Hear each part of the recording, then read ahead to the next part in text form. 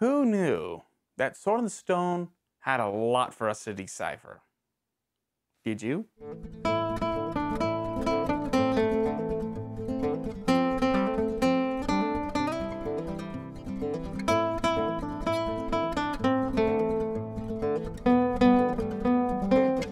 Hello, and welcome to this part of the pond, where it's the bullfrog and the one, the only, Newt.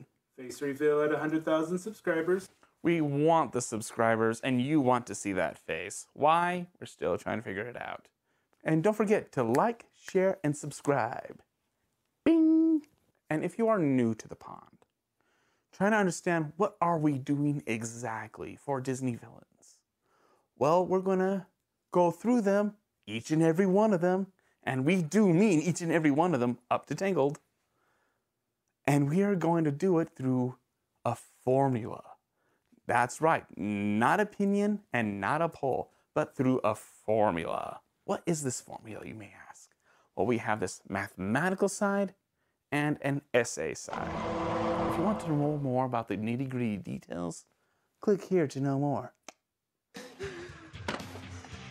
Get out of my way! Well, now we got this out of the way, let's get into the main attraction, or one of them, is Ector and Kay from Sword in the Stone. Why I put these two together? Well, they're Tweedledee and Tweedledee, if you will.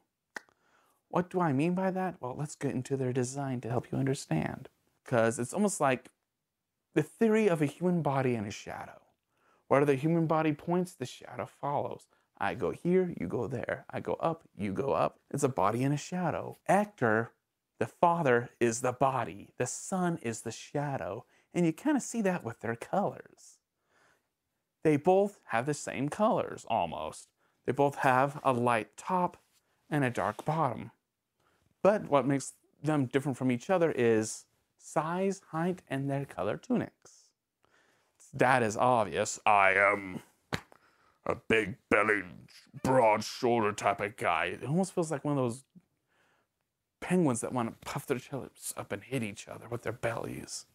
He's kind of like a human penguin.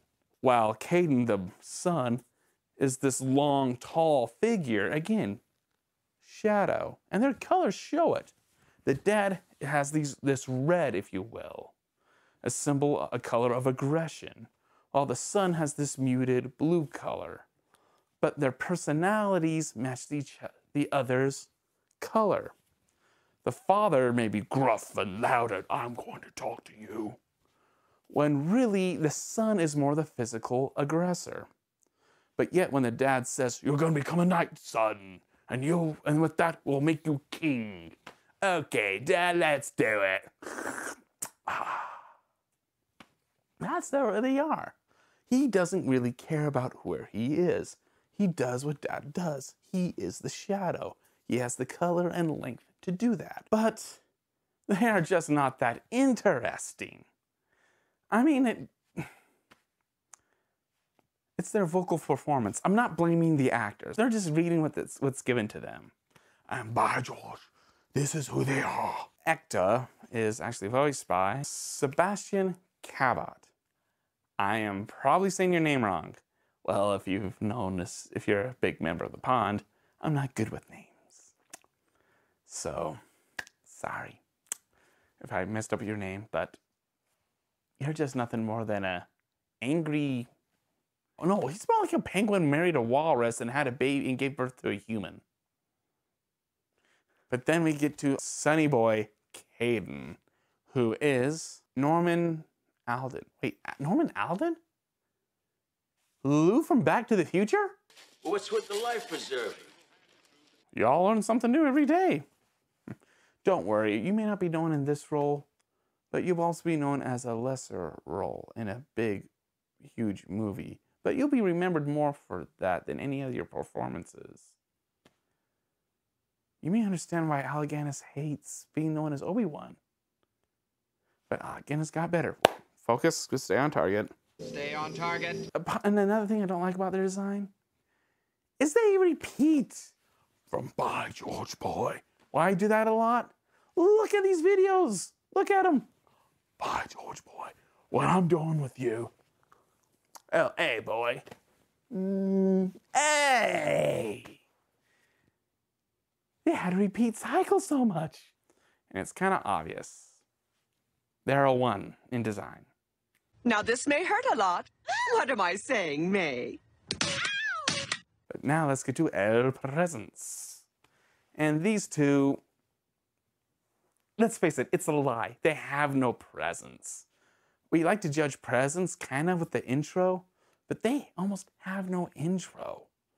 When Merlin summons the image of Arthur, really Wart, you see Kayden first, and he's just nothing more than this tough guy that's gonna go, yeah, I'm gonna take this stand, I'm gonna own this bee. And when we see the dad, I'm gruff and yelling insults. There's not that much really there in them. I mean, they get defeated by dishes.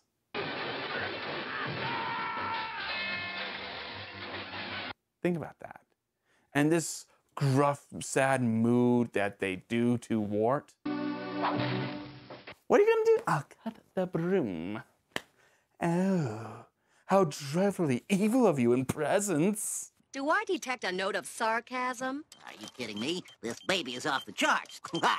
Oh, a sarcasm detector. Oh, that's a really useful invention. But that is the most intimidating thing Kayden does. I cut the broom. Yes, I made work harder for you, but it's already going to be hard because you're going to have to clean all these plates. You're going to do nothing with the floor. Nothing with the floor. What does his dad do? Ah, George, I'll tell you what, you're not going to the tournament. From now on, young Hobbs is your squire. Huh? Did you hear that, Wart? Oh, hi, Lady Tremaine is back from Cinderella. Let's just say Tremaine has more balls than these guys together.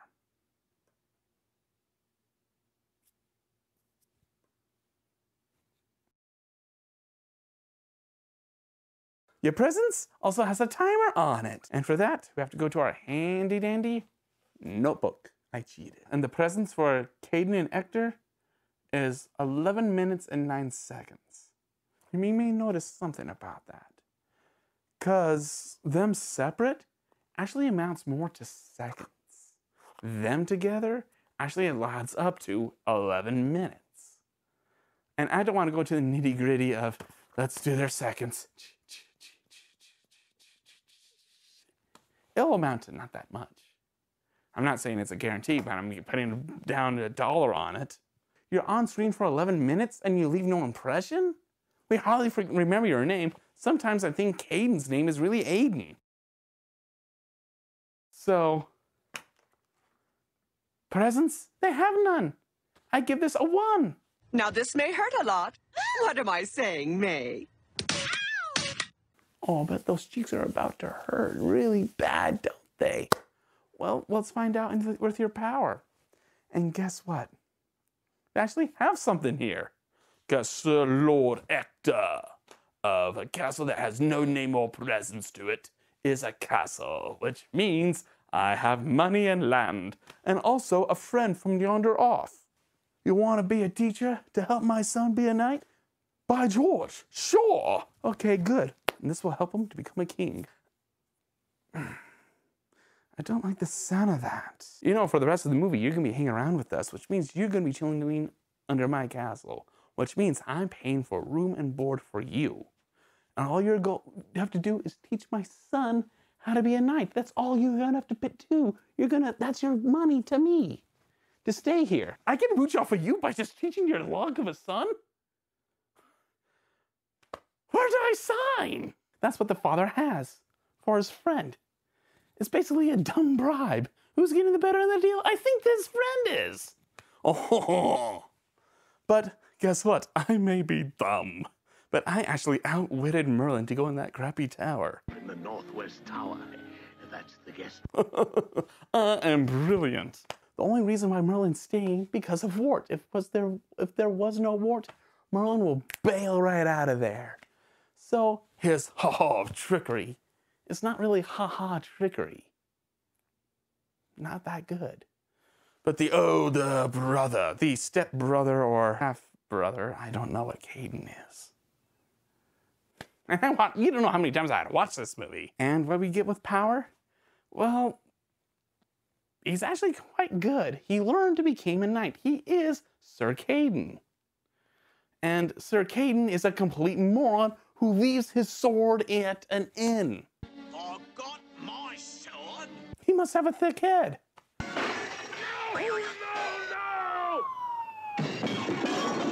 I'm not dead! Ow, that should kill. It kills people. Take a look how bad the helmet is. But guess what? I'm all fine. I'm all good. Because you know why? I have no brain to damage. How do you kill that which has no Brain. As much as you guys are annoying, there's one thing that helps them as a villain. Wart. Because they hold over Wart one thing. We put in that mindset you want to be a squire. And guess what? You're a squire. Oh, wait, guess not. We already went over that. They said no for Wart to go to the ball. I mean, to be a squire. That went to someone else. But once, behold, someone else got sick. So Wart is a squire again. Wart's fate lies with these two morons. Poor boy, but guess what? Who cares? This is their power. That's the main thing that makes them scary. And they do show that. So, their power, though insignificant as it is enough to give them a 2. Ow, ow, ow, ow, ow, ow. They hold a name over him. They hold Wart. It's fate. Squire, not a squire. Squire. And the sheer stupidity of how to be a jerk at the darkest moment. I'm gonna cut your broom. But it does bring Wart down. It's not that the broom is a symbol of Wart, but yet it's a symbol what Wart thinks he has in value. He's only a sweeper. He can only amount to clean. And the most basic form of cleaning, the floors, has been destroyed. He feels like he just lost a piece of himself. And that joy of becoming a squire is actually taken from him because he failed. But that lesson right there, I will amount to nothing. This is my fate. So, your acts of villainy may be building up to something. Really, it can be. There's something called the end. And the end is really meant for these two. Because when Arthur reveals he can lift the sword up, and in that moment where they realize Arthur's the king, Ector, being the body that he is, demands that his son kneel because, after all, you're kneeling in front of a king. Kay, bow down to your king. But he does something very interesting, though. When he does kneel, look at his face.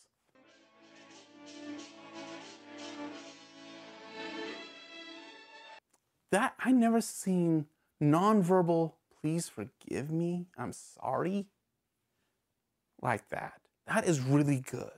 But we were looking for villains, and villains don't say I'm sorry. Antagonists do, but we're looking for villains, not antagonists.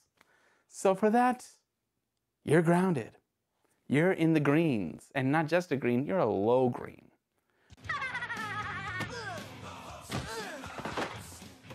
Until next time, it's the Bullfrog and the Newt signing out.